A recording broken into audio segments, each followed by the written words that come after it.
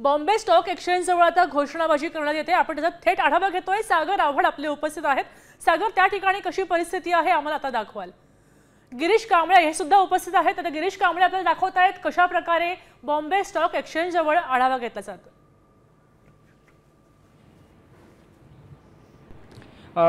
खरं तर मराठा आरक्षणाचा आजच्या आंदोलनाचा चौथा दिवस आहे।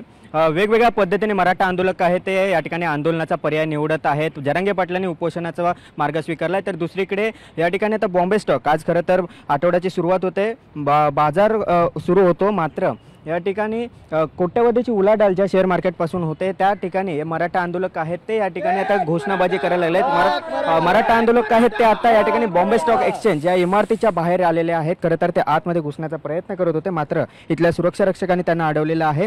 वेगवेगळं 4 दिवस झाले सरकार कोणतंही या ठिकाणी पुढचं पाऊल टाकत नाही किंवा याबाबत मराठा आरक्षणाबाबतचे काही निर्णय घेत नाही। त्यामुळे आता मराठा आंदोलकांचा देखील आता एक संयम आहे, संयमाचा बाण देखील आता सुटत चाललेला आहे। त्यामुळे वेगवेगळ्या पद्धतीने आंदोलनाचा मार्ग स्वीकारत आहेत। मंत्रालय असेल याशिवाय इतर ज्या काही इमारती आहेत, सरकारी इमारती आहेत, त्यामध्ये घुसण्याचा प्रयत्न। तर दुसरीकडे आता बॉम्बे स्टॉक इमारतीच्या बाहेर देखील आलेले आहेत।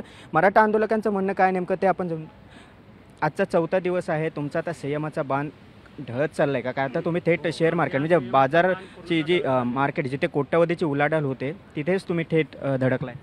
नाक बंद केल्यानंतर जसं तोंड उघडतं तसं आमचं एक पुढचं पाऊल चाललं आहे। आता आज फक्त 5 मावळे आलेत। सरकारनं जर लवकर ठाम निर्णय नाही घेतला, कारण आज जरांगे पाटलांचा चौथा दिवस आहे, उपोषण चालू आहे, आजपासून पाणीही बंद केलेलं आहे, त्यांची तब्येत वरच्यावर खालावत चाललेली आहे। धन्यवाद गिरीश, आपण सविस्तर माहितीसाठी।